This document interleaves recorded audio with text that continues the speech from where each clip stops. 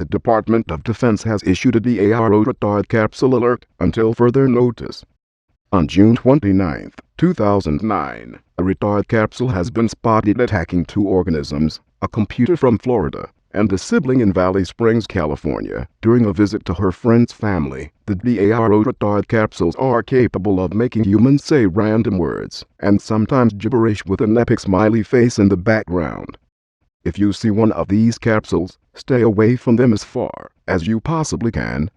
This concludes this activation of the emergency alert system.